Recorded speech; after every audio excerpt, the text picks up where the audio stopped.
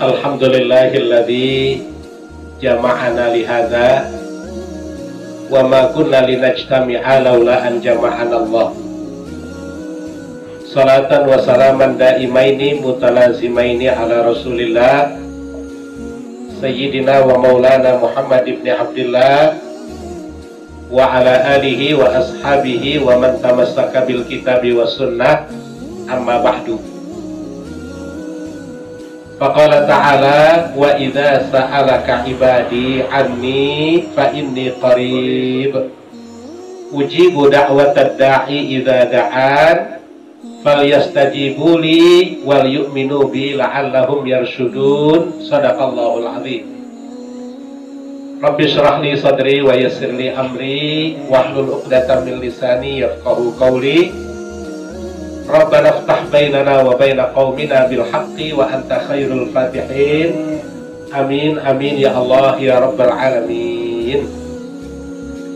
Para kiai, di antaranya Al Mukarram Kiai Haji Hadi Mulya, Kiai Haji Muhammad Dahlan SAGMM,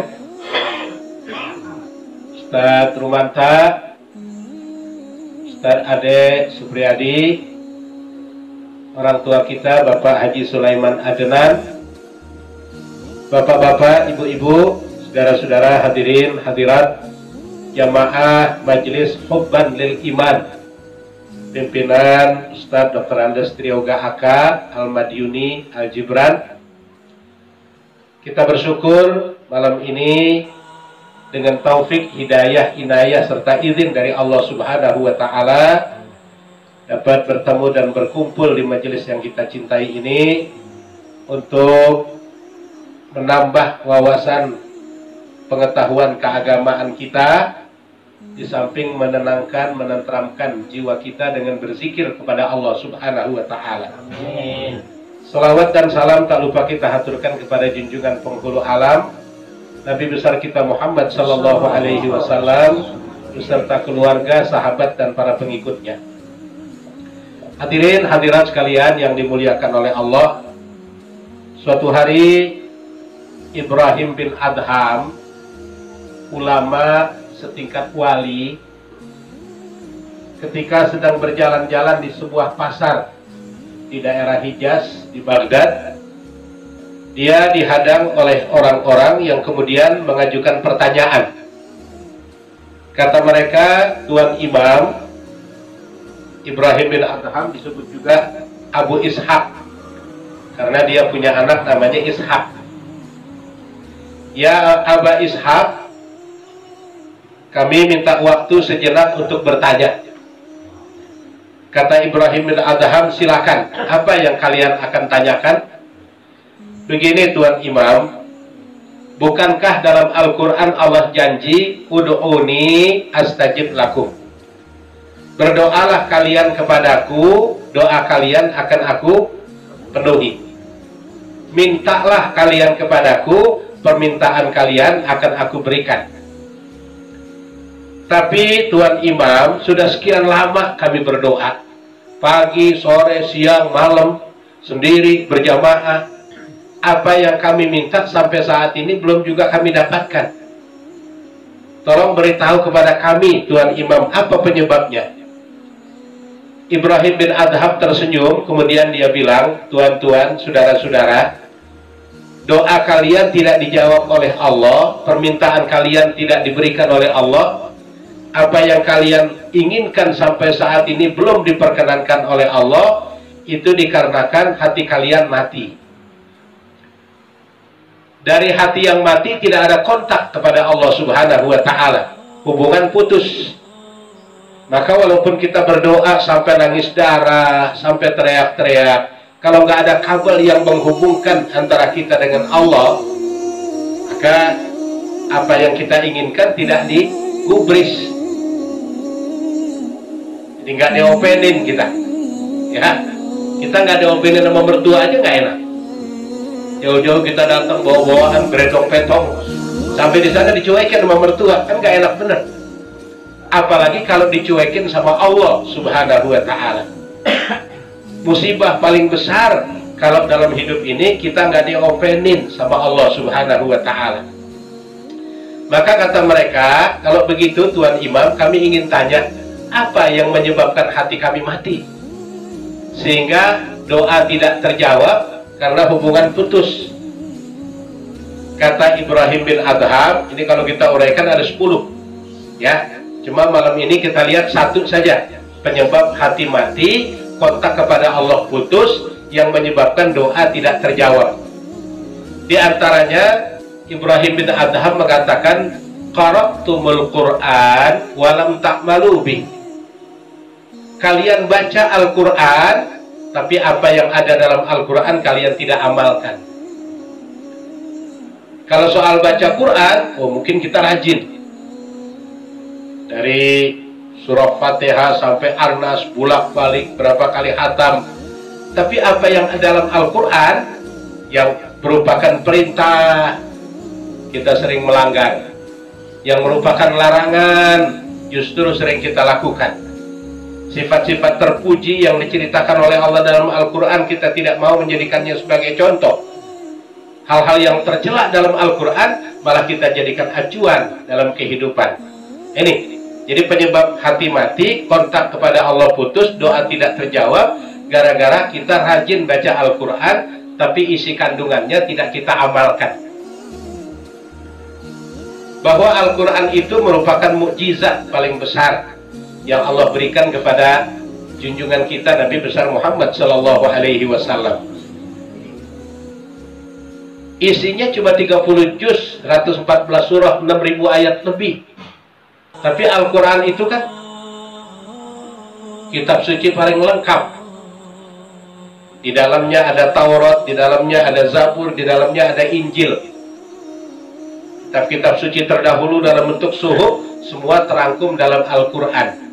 Jadi apapun yang ada dalam Al-Quran sebenarnya sudah merupakan satu sajian yang sangat universal. Berbagai macam masalah dalam kehidupan, dalam Al-Quran ada jawabannya.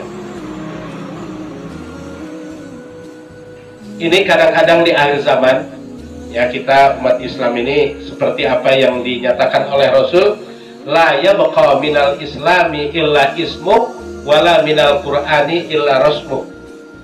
Di akhir zaman nanti tidak ada Islam kecuali cuma namanya saja. Tidak ada Al-Quran kecuali cuma sekedar hiasan saja. Ya, Islam cuma sekedar nama. Kadang-kadang namanya kelihatannya Islami, tapi tindakan perbuatannya jauh dari nilai-nilai Islam. Namanya bagus, Bahruddin, lautan agama, tapi tindakannya, perbuatannya jauh dari ajaran-ajaran agama.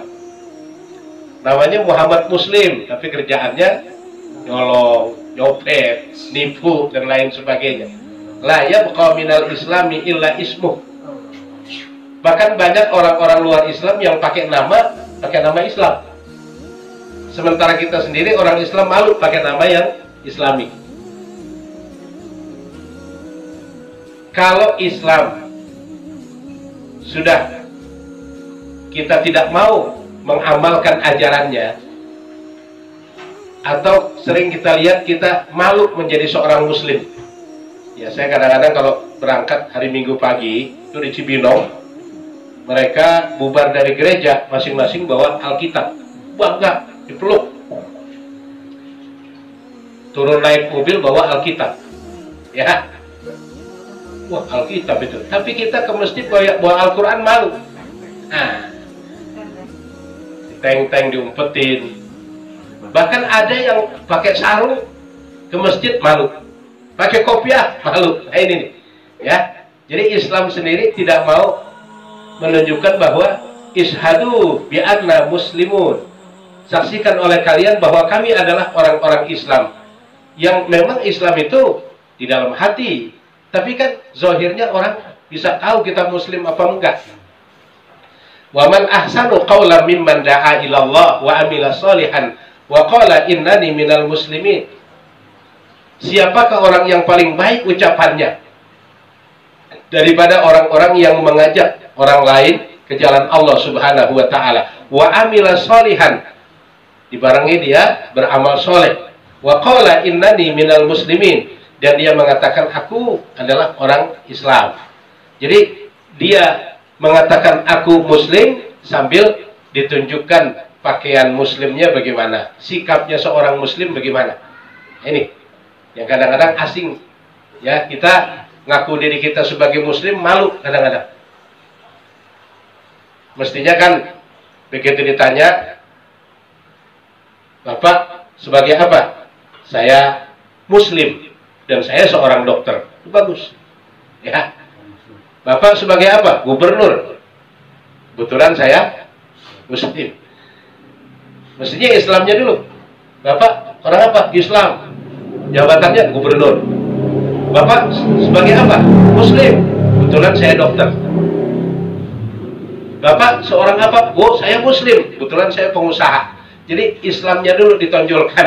Ini kadang-kadang jabatannya, pangkatnya, kedudukannya, hal-hal yang sifatnya duniawi, atribut keduniaan. Saya jenderal, kebetulan saya muslim. Saya polisi, kebetulan saya muslim. Kebetulan. Ya, padahal Islam itu harus di depan, yang lainnya di belakang. Apalagi di akhir zaman banyak orang yang kadang-kadang terhadap agamanya ya berantakan udah. Jadi agama cuma sekedar untuk, hingga ada istilah tuh, ada orang Islam muslimin, ada orang Islam musingin, ada orang Islam musiman. Ya.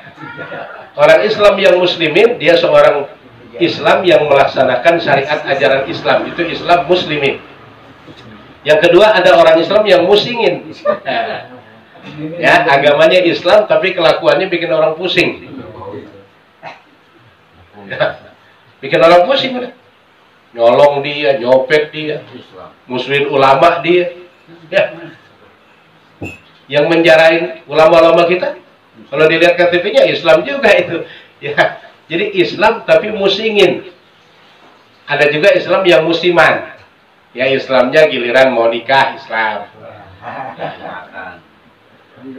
ntar giliran Idul Fitri Islam, Idul Adha Islam, dia meninggal minta di sholatin secara Islam, padahal dia sendiri nggak pernah sholat. Nah, kita bagusnya sebelum kita ada di depan imam, sering-sering ada di belakang imam, artinya sholat berjamaah. Kalau kita sholat berjamaah, kita kan di belakang imam. Nanti suatu saat kita akan ada di depan imam, bukan sholat tapi disolatin. Ini kadang-kadang sholat enggak, kenal masjid enggak, giliran keluarganya meninggal, tolong dong mandiin, tolong dong kafankan, tolong dong sholatin, tolong dong ya kuburin secara Islam. Itu namanya Islam musliman, musiman ya. Islam ada musimnya. Dan agama itu kadang-kadang dijadikan alat untuk mencapai keuntungan-keuntungan duniawi. Nah ini nih yang Rasulullah pernah bilang, ada 3 hal yang kita khawatirkan. Idza azzamat ummatid dunya nuzi'at anha haibatul Islam. Apabila umatku sudah mengagung-agungkan urusan dunia, maka kehebatan Islam akan terhapus daripadanya. Jadi dia muslim, dia ngejar hal-hal yang sifatnya duniawi, udah nilai agamanya luntur. Sekolah, kuliah, di madrasah, di pondok pesantren, begitu punya jabatan, udah Islamnya hilang. Yang ditonjolkan jabatannya. Begitu juga hal-hal yang sifatnya profesional. Ya, orang-orang yang sudah profesional malu mengakui bahwa dirinya adalah seorang muslim.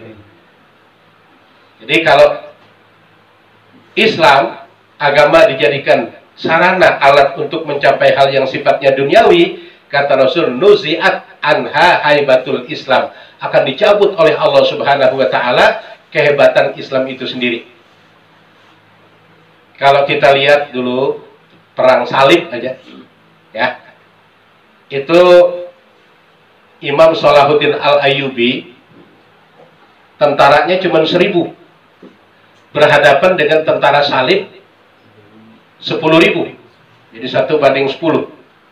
Kemenangan ada pada orang Islam. Kenapa? Karena haibah, kredibilitas dirinya sebagai seorang muslim yang nggak pernah takut kecuali hanya kepada Allah Subhanahu wa Ta'ala, sehingga kemenangan diberikan oleh Allah Subhanahu wa Ta'ala. Sekarang kita mau maju ke medan perang, tengok-tengok dulu, ya, ada ketakutan.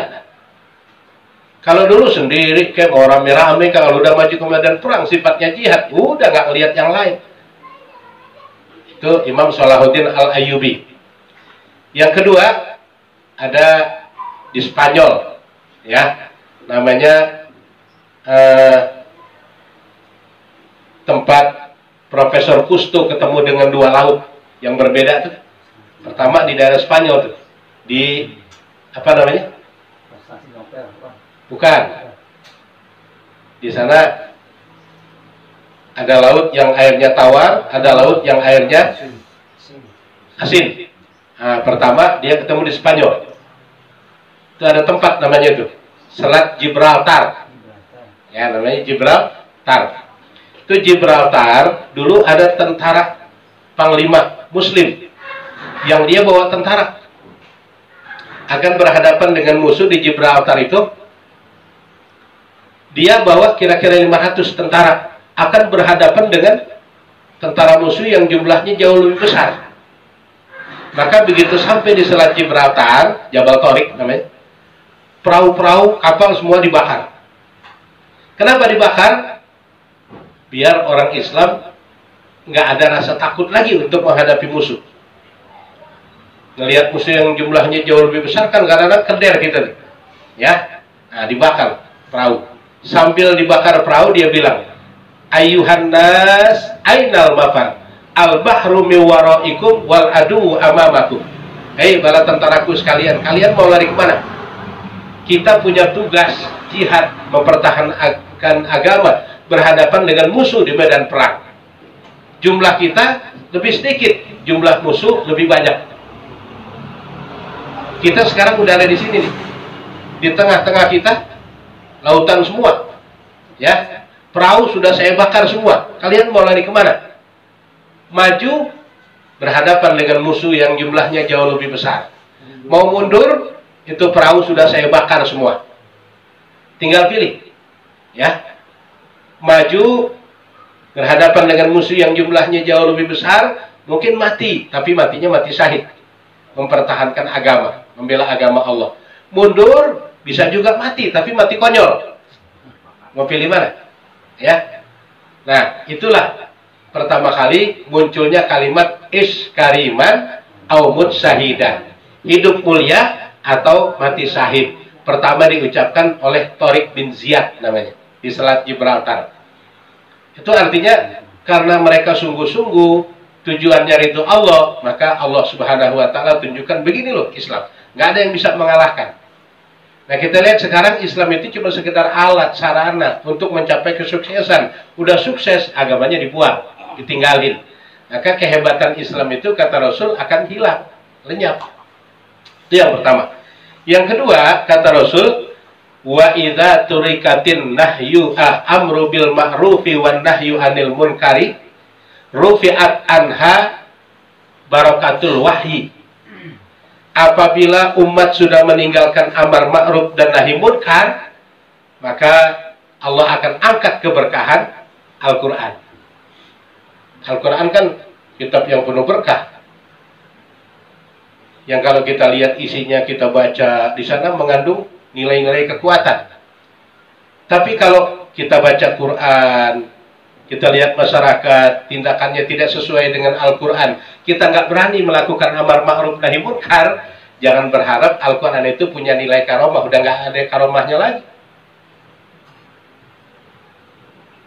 Amar ma'ruf tegakkan, nahi munkar jauhi. Ini sekarang di akhir zaman orang takut ngomong amar ma'ruf nahi munkar. Gambaran mereka kalau amar ma'ruf itu artinya maju ke medan perang, tumpas, apa namanya? Amar ma'ruf itu ngajak kebaikan. Kalau nahi munkar artinya menumpas segala kezaliman, kejahatan. Ya, minum-minuman keras hancurin, kezaliman hancurin. Padahal kalau kita bicara skup yang dari diri kita dulu deh. Ini majelis umpamanya kan. Kemudian ada cicak, buang kotoran. Nah, kita lihat kotoran cicak. Jangan nyuruh orang lain ngebuangin, kita dulu ngebuangin. Tuh nahi munkar namanya.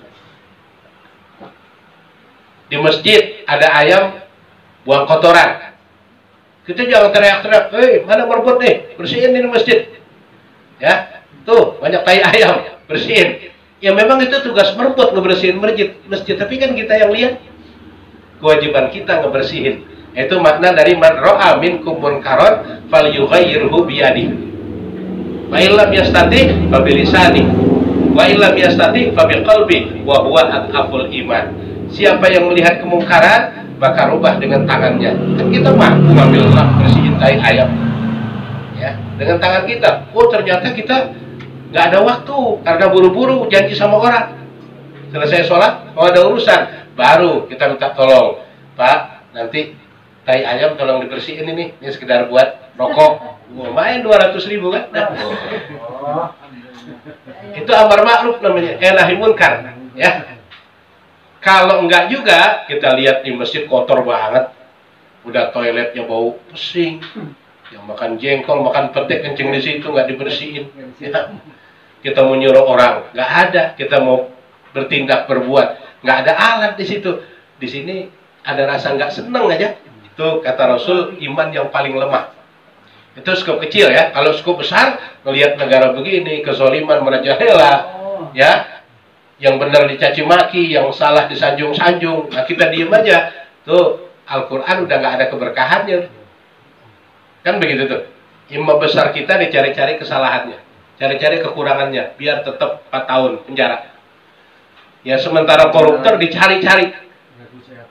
Nah, dicari-cari jalan biar bagaimana dia bisa bebas. Nah, ini kan udah jelas-jelas zolim, udah jelas-jelas munkar. Kita umat Islam diem aja. Maka Al-Quran udah nggak ada lagi nilai keberkahan. Apa yang kita lakukan? Turun ke lapangan. Oh, kalau turun ke lapangan rasanya nggak mungkin. Ya, maka lewat majelis-majelis begini, doa, himbauan pada jamaah agar kita ya jangan berpihak kepada kezoliman. Itu yang kedua. Kata Rasul Shallallahu Alaihi Wasallam, "Idza turikatil amru bil ma'rufi wan nahyu anil munkari rufi'at anha barakatul wahyi." Apabila umatku sudah meninggalkan amar ma'ruf dan nahi munkar, maka keberkahan Al-Quran akan diangkat oleh Allah Subhanahu wa Ta'ala. Dulu baca bismillah aja udah berkah banget, ya. Dia bisa terbang, bismillahirrahmanirrahim, jalan di air, ya. Terus sintom bismillah, nangka, biji nangka 10 jadi 9, bisa sampai ke Mekah, ya, karena amar ma'ruf nahi munkar masih ditegakkan, keyakinan masih tinggi. Dulu kesurupan dikit baca ayat kursi kabur jin, ya. Sekarang ayat kursi kita baca, jinnya baca Yasin. Kita baca Yasin, jinnya baca Al-Kahfi. Dia kata jin, gue juga bisa. Karena awalnya tadi itu, ya, umat Islam sudah meninggalkan nilai-nilai Islamnya. Yang kedua, amar ma'ruf nahi munkar nggak ditegakkan. Kalau ada orang mau menegakkan amar ma'ruf nahi munkar, udahlah, itu bukan urusan kita. Nah, ini nih yang begini nih. Kadang-kadang ya bukan dikasih semangat, malah dicegah. Dan yang ketiga, wa idza tasabat ummati saqatat min ainillah. Apabila umatku sudah saling menjatuhkan satu sama lain, mencemoohkan, saling menjelekkan, saqatat min ainillah. Dia akan gugur dari pandangan Allah Subhanahu wa Ta'ala. Sekarang kita lihat umat Islam masing-masing bikin kelompok, masing-masing bikin kekuatan. Ini yang Al-Quran mengatakan minal ladina faraqu dinahum wa kanu syi'a. Memang dari dulu kata Allah udah ada pihak-pihak tertentu yang mereka sengaja ingin membuat kalian faraqu, berpecah belah, berfirqah-firqah, berkelompok-kelompok, bergolongan-golongan, berpartai-partai. Wa kanu syi'a. Maka nantinya mereka akan menjadi syiah, terpecah belah.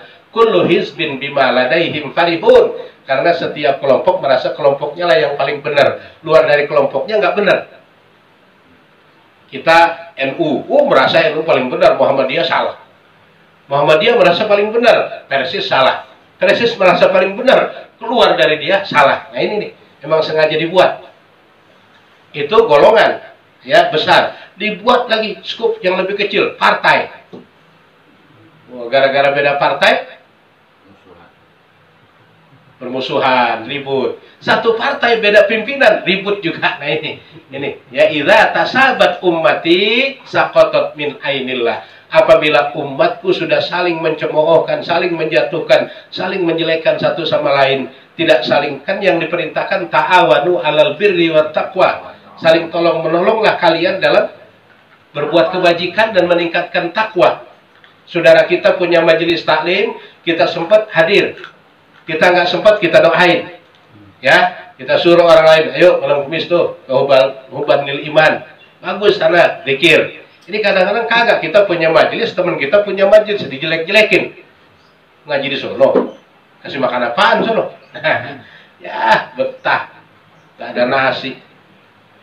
Ya, mie aja baru mau beli. Kadang-kadang yang dicari kejelekan. Dia buatlah opsi-opsi, opini-opini yang akhirnya satu sama lain, kelompok dengan kelompok lain saling berpecah belah. Kan yang bagus ta'awanu 'alal birri wat taqwa. Saling tolong menolonglah kalian dalam menegakkan kebajikan dan meningkatkan takwa kepada Allah Subhanahu wa taala. Wala ta'awanu 'alal itsmi wal udwan. Jangan saling tolong menolong dalam berbuat dosa dan permusuhan. Kita romannya kalau yang sifatnya permusuhan demen banget. Ya, demen banget udah.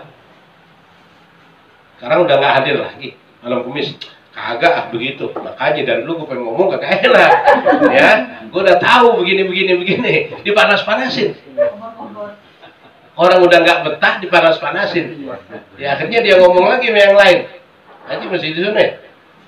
Males juga lama-lama. Bikin tipis aja romannya. Saya juga males. Ya, itu kata Ustaz aja. Dari dulu udah begini-begini. Ada tujuan lain tuh Ustaz juga. Nah, ada aja. Ya. Ta'awanu 'alal itsmi wal udwan, untuk tolong menolong dalam berbuat dosa dan permusuhan itu memang dibantuin sama jin saya, sama iblis.